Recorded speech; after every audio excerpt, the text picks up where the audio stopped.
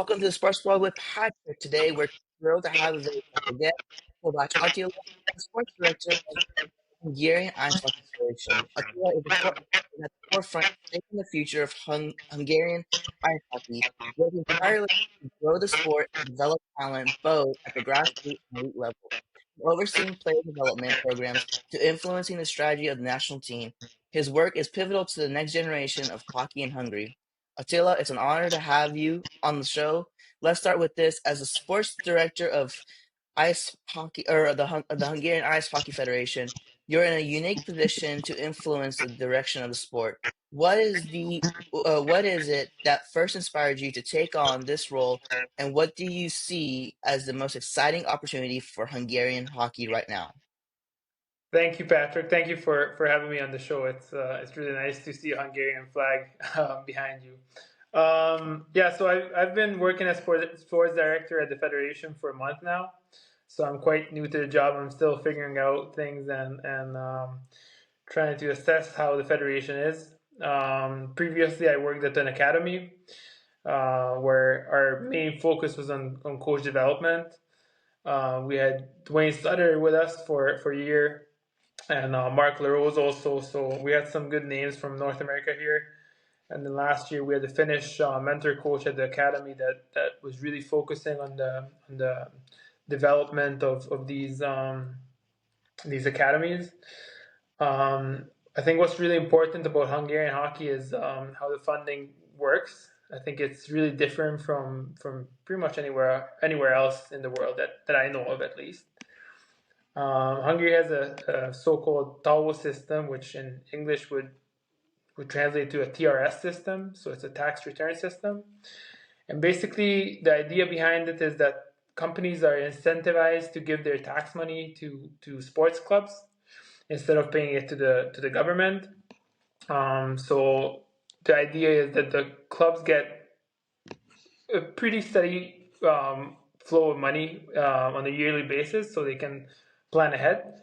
And all of this money is going into youth sports. So we have quite high participation rate. Currently, there are 10,000 hockey players in Hungary, which I think on the regional level is quite high. We have 50 hockey rinks that are operating all over, 50 full-size hockey rinks around the country, which are operating and we have a lot of youth programs. So I think it's a big opportunity for Hungarian hockey that with this funding, with this steady flow of money coming in, we have the opportunity to really build something that on the long run can roll out. As you might know, at the moment we have both our men's and women's team in the Group A in the World Championships. For us, it would be a big goal to have our teams in the Olympics as well, which obviously is much harder because in the World Championships it's 16 teams in the top division or top group in Group A, while in the Olympics it's only 12 for men's. So it's something that we look forward to and we're working towards to make sure that we have an NHL player in the next coming years and also to play among the best on a steady basis.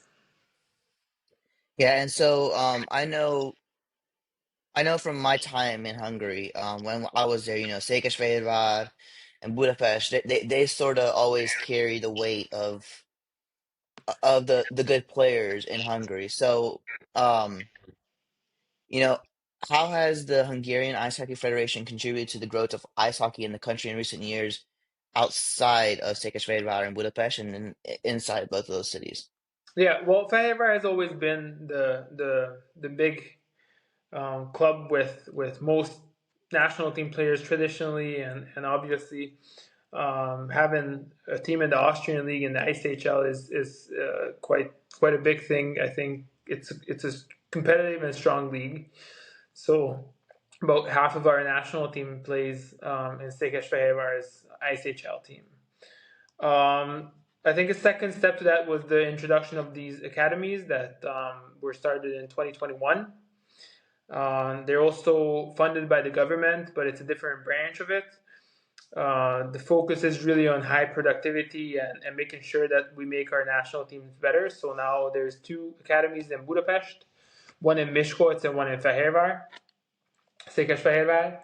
And the idea is to have more pillars in our youth development to make sure that we have more players coming in and going out of our system.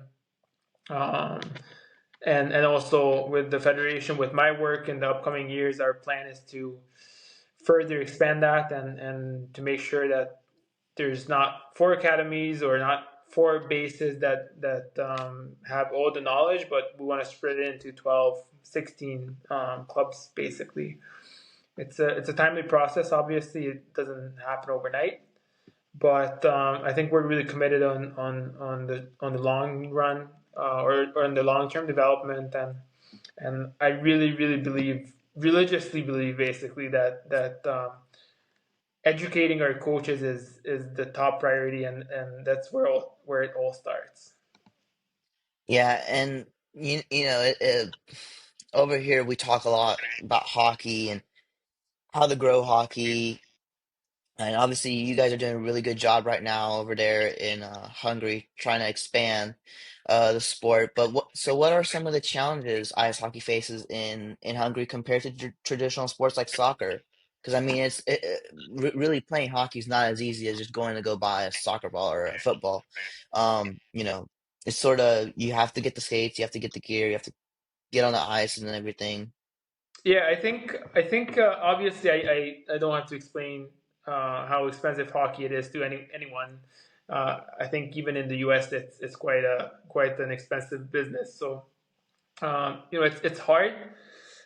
In Hungary, with the TRS system that we have, on the other hand, it's quite reachable for anyone because the TRS system basically pays for everything. So you can play hockey for the cost of basically any sport. So you don't it your budget doesn't really come into picking your sport, because you're going to be spending the same amount of money on soccer than you would be spending on hockey. So I think for parents, it's not really a choice of that. But in Budapest especially, but I think in the whole country, there's a lot of noise in sports. We have 5+1 sports that are basically have a government subsidy around it. So like handball and soccer and water polo, these basketball, and these are all sports that have quite low barrier to entry for youth players. So we really have to make sure that we're recruiting right and we're making sure that we're getting into our systems right. It's quite competitive between each other's sports. So a lot of players in Hungary, like you ask a kid, and most of them play soccer. And I think this is one of the issues that not only Hungarian hockey, but overall our sport, like all sports, struggle with in Hungary, is that with this TRS system, you're incentivized to have more players, to have as many players as possible, and bring in loads of players on the grassroots level. But then you run into really early specialization at every sport. So it's not uncommon to see in Hungary that we have an 8 or 9 year old player that is a hockey player only. And I think what's really positive, and I think something we should take from the North American model, is having multiple sports throughout the year for our players. Having this donor sports system or multi sport system is, I think, something that for longer term development is really important. So I think we're kind of stuck between making sure that our kids are with us, but also making sure that they're not too close with us, because then they're not really developing in terms of their motor learning or their skill development in other sports. I think that's a really big challenge for us right now. Yeah, and like you said, getting kids into the sport at an early age, that's always um, one way to grow it. So, what are some of the initiatives that are in place to encourage young talent to take up ice hockey in Hungary to play whatever they want to play for the national team, or they just sort of want to try it out to begin with? I think I think there's a lot of layers to that. Our players, we do a lot of recruiting. So we go, you ask any of the clubs, or you go around to the clubs, or even at the federation level, we go and travel the country. We organize a lot of events. All these clubs bring in preschools, schools, just kids from the neighboring areas to all these recruiting days or whatsoever, that they can try how to skate, or they can grab a stick in their hands, and I think that's a big part. So we're really focusing on that grassroots level, to make sure that we're bringing in enough players. Yeah, and um, yeah, bringing those grassroots are very, very important. I know um, there's nothing probably more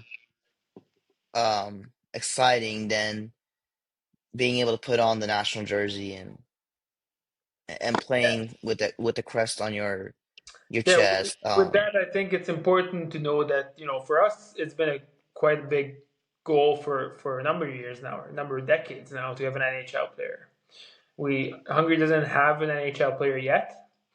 So I think for us as the federation, it's quite a challenge to show a path for our players that, okay, you start here as an 8-year-old, and if you progress and you get better, and then you end up being a pro player, then you can make a living out of it. Because most families, I think, in Hungary, unless you have a hockey family that's been around the sport, they don't really know that you can use this as a hobby, or is this actually a job, or you can, it's there's a lack of information there.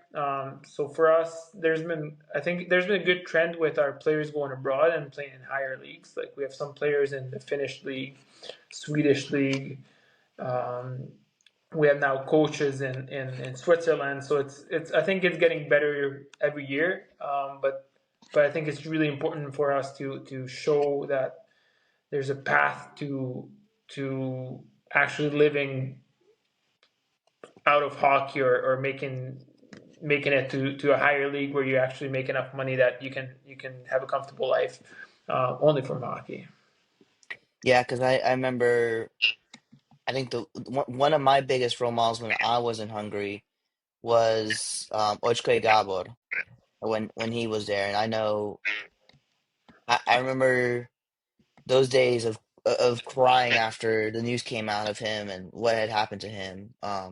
But he definitely was somebody I know I looked up to when I played in Hungary. And then you were talking about the grassroots and having this opportunity to grow at the grassroots. So what are there any partnerships with other ice hockey federations to develop the sport in Hungary? Mentioning Gabor, his name is actually worn on Székesfehérvár's Academy's jersey. Their academy's name is Ifjabbik Ocskai Gabor Academy. So I think he's been quite a big figure in our sports in Hungary, for sure.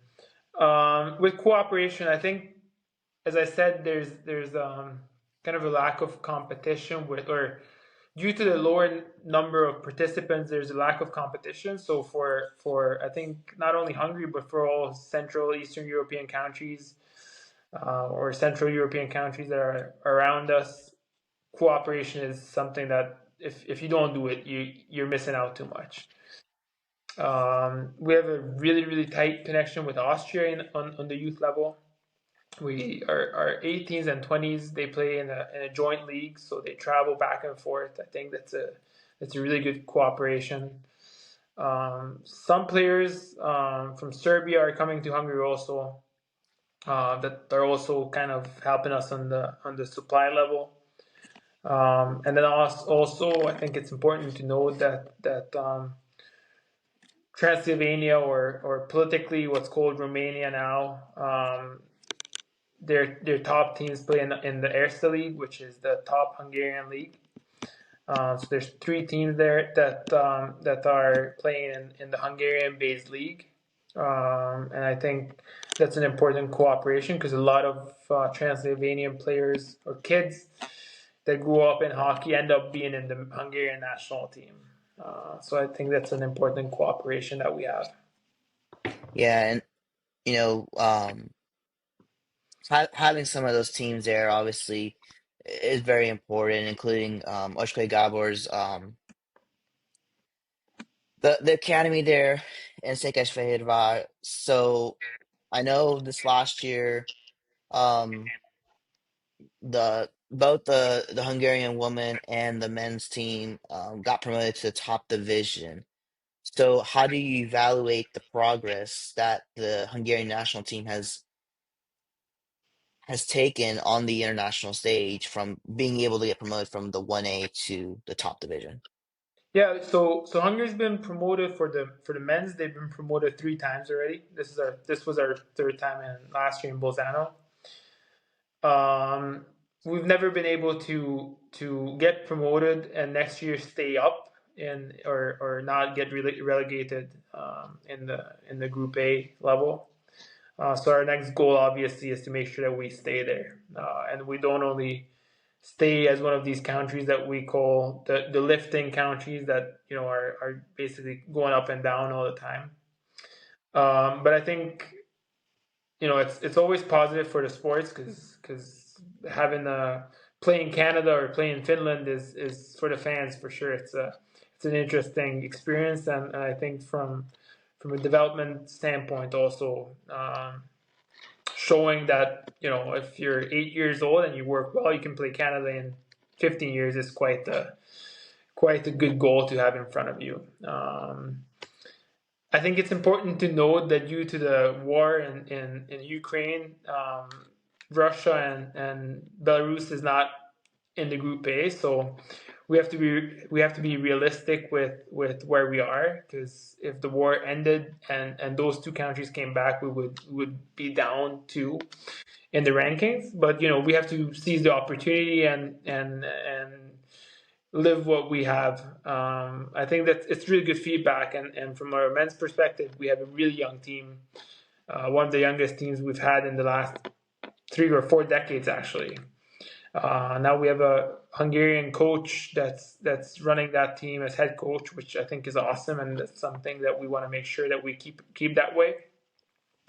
And like I said, we have some players in the top leagues in Europe from Finland or Sweden or our other countries, which I think is showing that we're getting competitive. Obviously, our one of the things we have to improve is depth.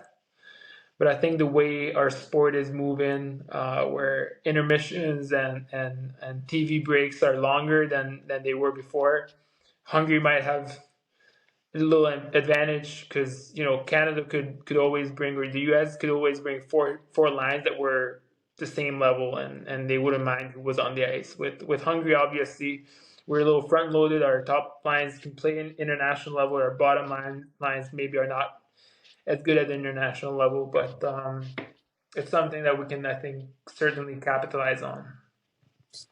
And so you were obviously talking there for a minute there about how, with Belarus and Russia being out at the moment because of the war, you sort of have to be realistic about where you sit in the tournaments.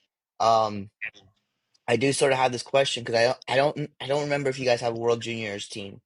Yep. That's going to go to the World Juniors. But what are your long-term goals for the national team in international tournaments, beyond just staying in the top division? So yeah, at the youth level, we have under 20 and under 18 national teams, but we also have youth development programs that are under 19, 17, 16, 15. So basically, all the way down on the verticum. I think the lower we go, the more competitive we are. Like as a trend, we can see that with the 16s, I think we're quite okay. Like even when compared to the international standards. With the 18s and 20s, we're in Division 1A, which means that we're top 18 in both levels. And I think they're like on the long term, we can see that those teams are really like it's a really tight group. It's 6 teams in those divisions, but we're really fighting. We would have a chance both with the 18s or the 20s to move up into the top division, which is only 12 teams. But as I said, how close that division is, there's always a chance to get relegated. So I think competition is quite close, and it's good for us because that's a great way to develop. So I think we're working there, and our players coming out of the academies, and a lot of them coming home from abroad, they're getting better. Um, with our what our goal is with the national team, I think is the number one goal would be to get to the Olympics. Um, Hungary has quite a rich tradition in the Olympic Games, and it's quite important on the national level that the Olympics is a thing. Obviously, the Winter Olympics, I think this is only my personal opinion, but I think they're in front of some big changes in the next coming years. Um, but for us, if we could get a shot or get a chance to play there, it would be awesome. I don't think we're ready yet, but I think with development, with coaches development, we would have a solid chance in a 10-year spectrum. Yeah, and I did see, so I think it was this summer I did see, I'm not sure if it has opened yet, but there's that new rink opening up in Székesfehérvár, um, close to the Ocskai rink. So, how has the improvements of these facilities impacted the quality of hockey in Hungary? Well, you know, it's an interesting and funny question because right now you'd come to Budapest or come to Hungary, and you'd be surprised about our rink qualities.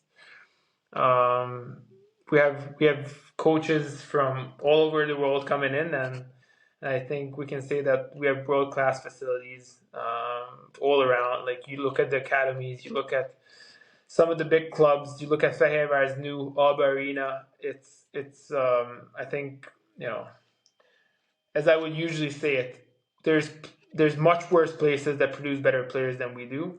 So I don't think the infrastructure is something that's limiting us in terms of development. I think we have more than what we need. Obviously, having infrastructure is awesome because it's not always an option to build new rinks or new arenas. Now our job from a federation's perspective, I think, is to fill these with content, with meaningful content, and to make sure that the work happening in these nice facilities are as good as the surroundings. Yeah, that that rink I looked at and I was like, man, that's a super nice rink to play in. Um, Yeah, it's so nice. They now the Fehérvár has been doing really well in the Austrian league. Right now they're leading the league, and they have a stacked roster. They're really good this year with an awesome Hungarian head coach, which I think is really important. And they're also playing in the CHL, the Champions Hockey League, and I think like even their rink is something that's not out of the standards, or maybe even on the higher end of the standards. yeah, and so I know in Hungary you guys or there's a lot of football fans. There's a lot of water polo fans. There's a lot of handball fans. So, what are the strategies being implemented to grow the fan base for ice hockey in Hungary? I think for us, there's obviously a ton of ways, and I'm no marketing expert to say the least. For us, I think it's really important that with this funding system we have, our main goal is not only to focus on elite sports. We are on high performance sports rather. Our goal is to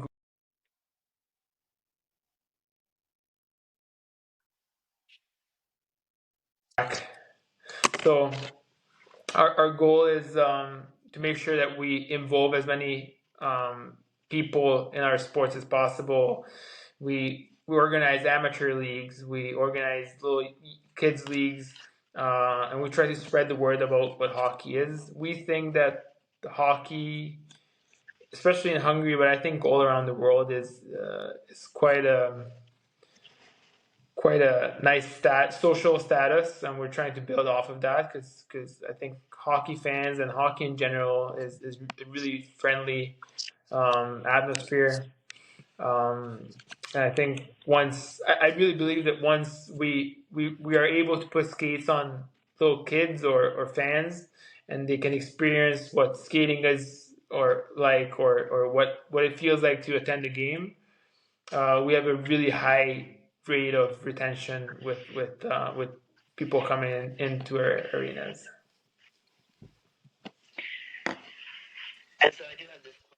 And so I do have this question. So I do know that the World Junior Showcase gets hosted every year here in the United States at USA Hockey Arena. So I did want to know that what is the federation's vision for ice hockey in Hungary over the next 10 years and possibly even joining the World Junior Showcase one of these summers? So us with our youth teams, we typically attend the Super Challenge in Kárstad, which is quite a good tournament in August also. We also have the last couple of years we've had Team USA and Hockey Canada with their youth teams in Budapest as a kickoff in August.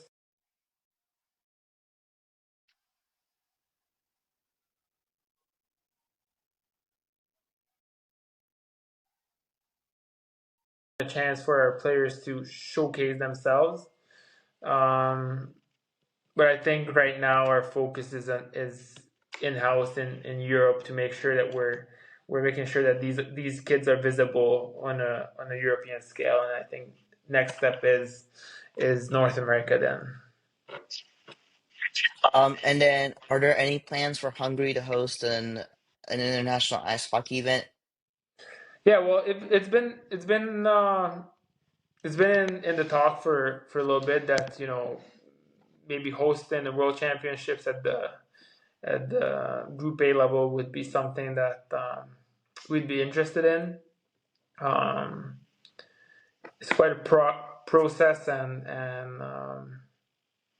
right now the 2029 World Championships is still looking for a host. That's something that we're trying to evaluate and see if it's feasible or not. But one of the cool things we've done the last couple of years is hosting Team Canada for the World Championship preparation in Budapest. I think it's been awesome that we've been filling the MVM Dome, which is an 18,000 seat arena.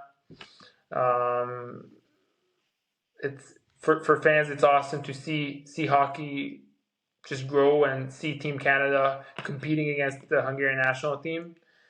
And also, I think for the Canadian friends of ours, after a long NHL season, coming into Budapest and having a couple of days off, playing a preparation game for the Worlds, and enjoying the city is something that I think is something they've been really, really enjoying. So we hope to have them back for as long as possible. Yeah, yeah, that's definitely a good one. So, for all our Hungarian listeners, we're about to switch over to Hungarian. All right. Szóval, hogy kezdjük el ezt most a magyar oldalat. Üdvözlöm Önöket a Sportvilág a Patrik podcasten mai adásában. Nagyon öröm számunkra, hogy egy igazán különleges vendéget köszönhetünk. Kovács Attila, a Magyar Jégkorong Szövetségnek a sportigazgatója. Attila kulcs szerepelt játszik a Magyar Jégkorong jövőjének alakításában, fáradhatul dolgozik a sporttag fejlesztésén és a tehetséges kinevelésén, legyen szó az utánpótlás vagy az elit szintű játékosokról, munkája a játékos fejlesztési program felügyel, felügyelettől a válogatottkat statisztikának alakításáig így központ szerep tölt be a sporttal fejlődésében Magyarországon. Attila órási megtisztelés, hogy